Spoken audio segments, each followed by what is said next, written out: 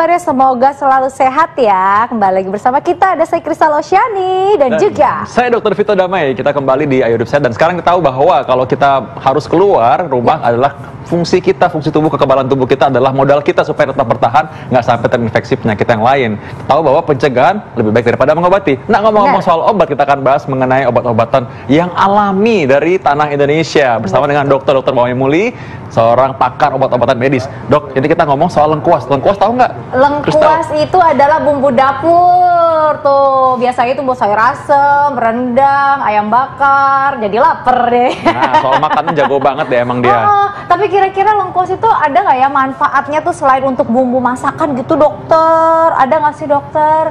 Ini katanya nih, kalau misalnya kita konsumsi lengkuas, ini bisa meningkatkan kekebalan tubuh. Fakta atau mitos nih? Kalau ini saya harus bilang ada mitosnya. Ya. Oh gitu? Mitos. Mengapa demikian? Mungkin saya perlu jelaskan bahwa yang disebut kekebalan tubuh itu adalah suatu yang sifatnya kompleks ya. Mulai dari sel, jaringan, sampai ke organ. Jadi di mana tempat suatu bahan herbal bisa meningkatkan daya tahan tubuh tersebut, itu masih diragukan. Meskipun ada beberapa penelitian yang mengatakan dia mampu meningkatkan sel limfosit T, tetapi begitu dia masuk ke dalam sistem tubuh yang kompleks, kemudian itu menjadi khasiatnya harus diimbangi dengan berbagai faktor-faktor yang lain.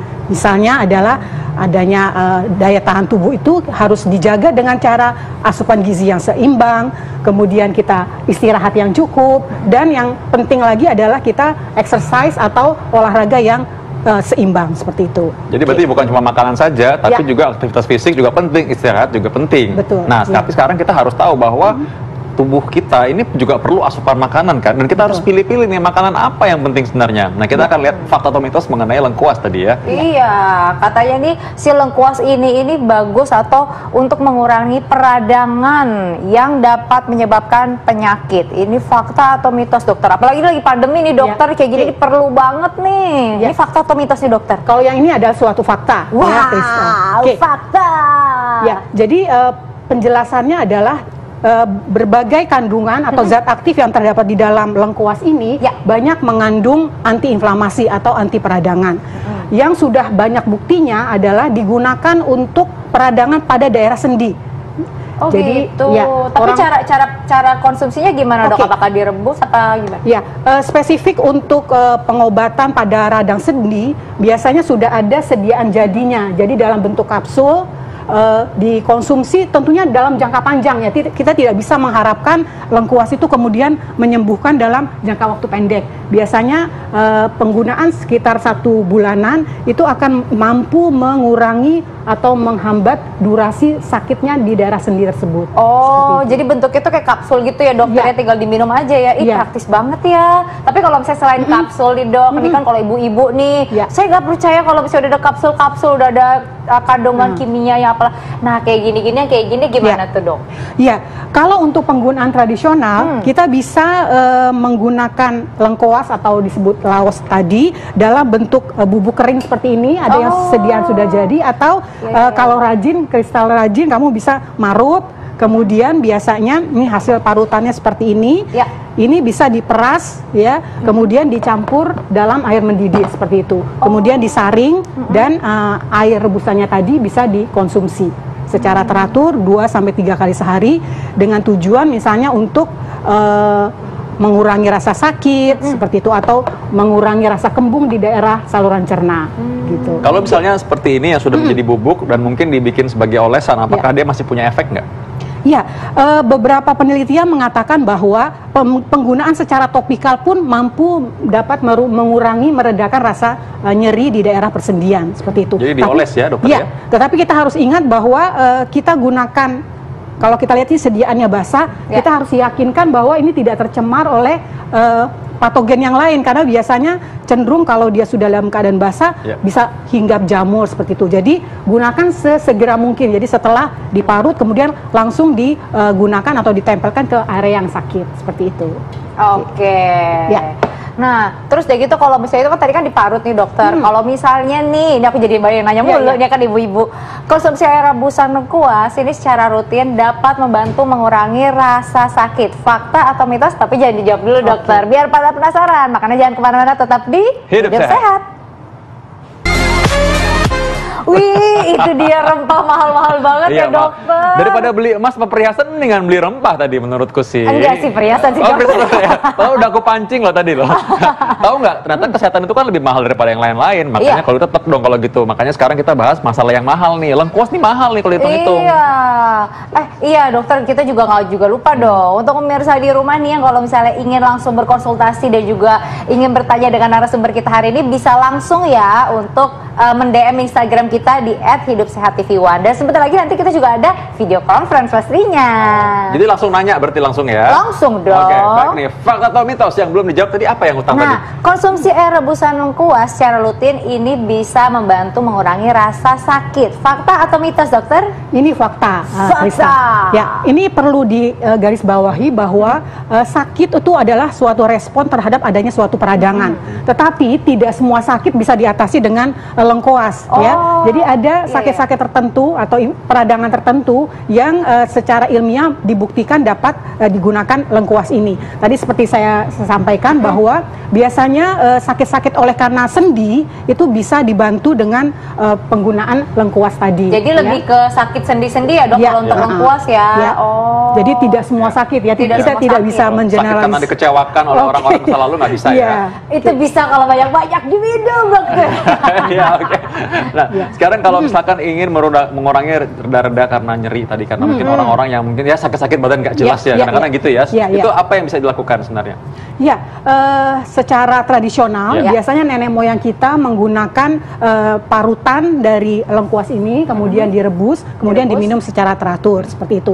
Kita harus ingat bahwa konsumsi obat ini hasil dari parutan tadi, kemudian bisa dimasukkan ke dalam air mendidih, kemudian dididihkan, kemudian disaring ya, jangan lupa disaring. Kalau dibalurin nggak bisa, dibalurin aja gitu. Dibalurin efektivitasnya lebih kurang dibandingkan dengan kita meminumnya. Oh gitu. Nah dokter, kita udah ada video conference nih. Ada suara yang siap untuk bertanya. Ini dia. Halo Mas Ade. Halo. Halo Mas Ade Rifai dari Tasikmalaya ya. Betul Mbak. Apa kabar dok? Apa kabar Mas? Alhamdulillah sehat. Oke, boleh silakan dikonsultasikan langsung. Iya. Selamat siang Bu Dokter. Selamat siang Pak Ade. Iya Bu. Yang mau ditanyakan sama saya itu tentang lengkuas, manfaatnya kepada manusia yang berumur lebih dari 45. Yang pertama. Yang kedua, apakah ada efek negatif dari lengkuas? Karena tadi kelihatannya positif ya untuk efek negatifnya Mbak Bu Dokter apakah ada? Dan yang ketiga, terusan saya menyimak bahwa lengkuas itu bisa dipergunakan sebagai obat persendian. Kebetulan saya punya asam urat nih Mbak Bu Dokter. Ya. Apakah bisa dipakai juga untuk mengobati asam urat? Baik. Oke. Ada 3 pertanyaan ya. Betul sekali. Yang pertama itu tadi pertanyaannya untuk usia 45 tahun. Ini bagus nggak nih dokter? Ya, pada umumnya memang obat herbal ini cukup aman digunakan pada usia dewasa ya. Harus perhatian pada anak-anak ya. Biasa kita tidak menganjurkan untuk anak-anak dan ibu hamil. Nah, kaitannya dengan usia 45 itu mungkin memang kalau laki-laki ya ada suatu penelitian yang mengatakan bahwa konsumsi daripada lengkuas tadi itu baik untuk meningkatkan stamina pada pria dewasa seperti itu. Karena penelitiannya sudah ada bahwa dia mampu meningkatkan produksi sperma dan meningkatkan motilitas dari spermatogenesis. Aktif bergerak. Para lelaki coba tolong didengar. Oke. Dia aktif gini. Aktif langsung ya. Ini kayaknya efek lengkuas tadi. Baru hirup baunya begini. Yang kedua terkait efek samping ini baik sekali ya.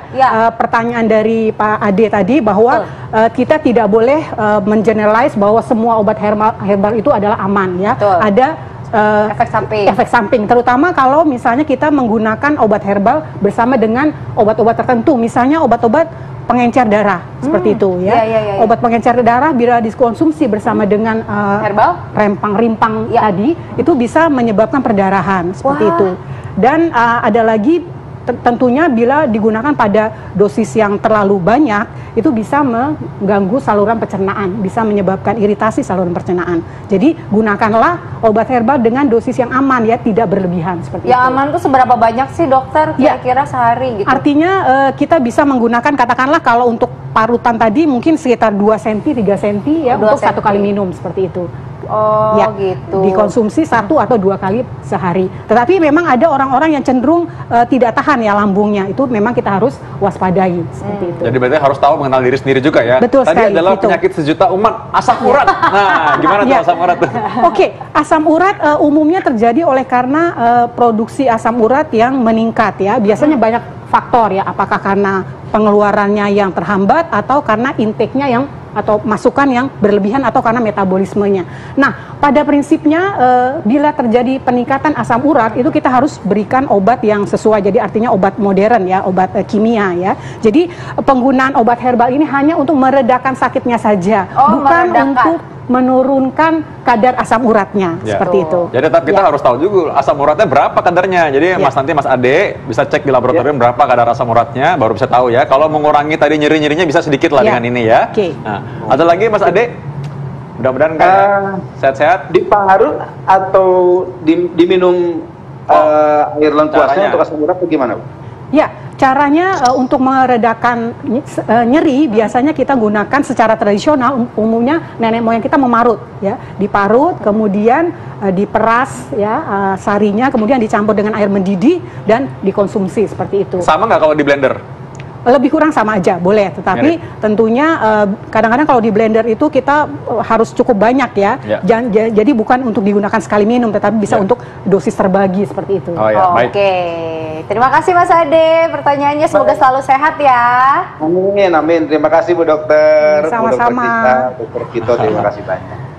Baik Mas Ade. Nah, kita langsung nih ke fakta atau mitos berikutnya ya. Katanya lengkuas ini dapat membunuh bakteri yang berbahaya. Ini fakta atau mitos? Ya, ada faktanya.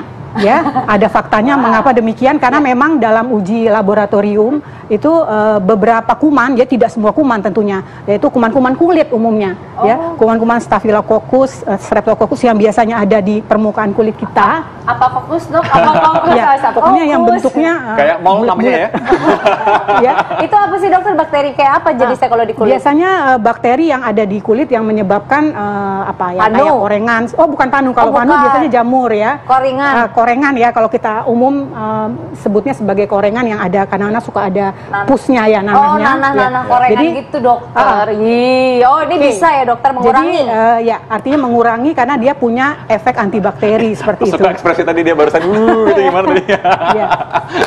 Ini lengkuas katanya memiliki khasiat dan manfaat kesehatan untuk pengobatan rematik. Ini mirip-mirip nih. Fakta atau mitos? Nah, rematik ini karena kan semua orang sakit sendi dibilang rematik masalahnya. Nah, ini fakta, tetapi tidak semua tentunya penyakit-penyakit persendian bisa diobati dengan lengkuas tadi ya. Umumnya obat apa namanya penyakit-penyakit yang sifatnya degeneratif, misalnya osteoartritis ya. Biasanya oleh karena orang tua itu ada persendian sendi, ada tulang rawan sendi yang mulai keropos, itu akan menimbulkan nyeri. Umumnya lengkuas ini mampu mengurangi nyerinya, artinya mengurangi ya dokter, mengurangi nyerinya. Tentu diimbangi juga dengan anjuran dokter misalnya untuk menurunkan berat badan, aktivitas tertentu yang tujuannya untuk tidak meningkatkan progresivitas penyakitnya. Tadi dokter tadi udah bilang juga bahwa ini karena punya efek anti radang tadi kan. Betul. Jadi kalau misalkan terjadi penekanan, orang yang sudah keropos tulangnya, pengapuran pada orang usia lanjut bisa. Tapi kalau rematik yang lain, misalnya karena memang autoimun atau kekebalan tubuh melawan diri sendiri, kita harus lihat dulu ya. Tentunya apa gimana. Nah sekarang. Tapi kalau misalnya kayak sekarang lagi pandemi gini dokter nih, orang-orang yang positif COVID-19 boleh nggak sih minum air rebusan dari lengkuas? Boleh-boleh saja, boleh-boleh aja, boleh-boleh aja, karena memang ini lengkuas ini juga punya efek meningkatkan appetite ya, nafsu makan seperti itu. Oh, meningkatkan nafsu makan jadinya. Jadi kan kita salah satunya untuk menjaga daya tahan tubuh kita adalah kita harus menjaga asupan gizi kita. Orang-orang yang malas makan seperti itu oleh karena sering kembung dan sebagainya itu bisa dibantu dengan penggunaan lengkuas untuk appetite atau motilitas juga dari saluran cerna kita menjadi lebih baik seperti Ya. itu. Untuk nafsu makan ya. Itu Iya. nafsu-nafsu lainnya enggak sih ya.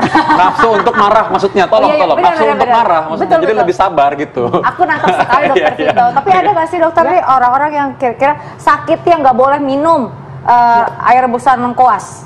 Ya, pada orang-orang tertentu di mana dia punya bakat asam lambungnya selalu tinggi, Oh, asam seperti itu. lambung. Atau misalnya ada luka di lambungnya ya, karena lengkuas bisa menyebabkan iritasi ya, terutama bila memang sudah ada luka di lambungnya, di saluran cernanya. Oke, itu yang penting. Tadi satu lagi juga orang yang meminum obat pengencer darah sebaiknya dihindari konsumsi lengkuas ini. Gitu. Gitu ya. Ya. Jadi udah tahu tadi ya caranya, tipsnya tadi kalau misalkan pakai lengkuas ini, lengkuas minum secukupnya, boleh dipakai kalau untuk mengurangi rasa nyeri. Iya, iya. Kalau bagus lagi diminum ya, karena ini Iya. efeknya bisa sistemik seluruh Iya, tubuh ya. iya, betul sekali. Betul Bagus sekali. banget. Ngomong-ngomong soal enak-enak, yang enak-enak ini sekarang di masa pandemi ini kadang-kadang di kamar terus. Aduh, aku tahu itu. Work Work from home kan. ya. Efeknya tuh banyak ibu-ibu yang tadinya nggak rencana mau hamil tiba-tiba hamil dokter. Loh, aku jadi ngomongnya itu ya? Aku tadi Iya. habis itu tadi. Tapi itu enak-enak kan, Oh. bener kan? Nah, ini masalahnya adalah ketika orang-orang yang sudah hamil ini, mereka takut ke rumah sakit kadang-kadang kontrol. Dia bilang, takut nih ke rumah sakit nanti ketularan COVID, nanti gimana? Nah, jadi apa yang mereka harus lakukan sekarang? Ibu-ibu yang terinfeksi COVID pada saat hamil tuh bahaya nggak buat ibu dan juga janinnya? Kita akan bahas saat lagi, tetap di Hidup Hidup Sehat. Sehat. Terima kasih, dokter. Sama. Dewi Terima Muli. kasih dokter.